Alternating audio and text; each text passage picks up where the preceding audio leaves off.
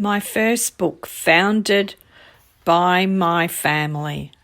Take a look. As we go through each page, you can see the love, the work, the passion that was endured by my great-grandparents, my grandparents, my parents.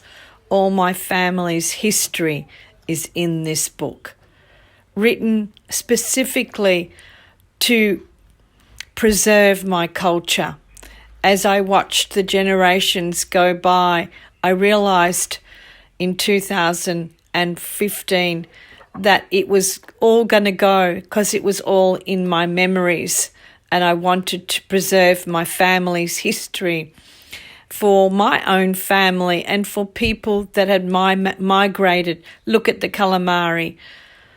Wonderful recipes of my family found on Amazon. You can buy my book on Amazon. Take a look slowly through the pages. You can see the love sifting through each page. Bread, the essence of life.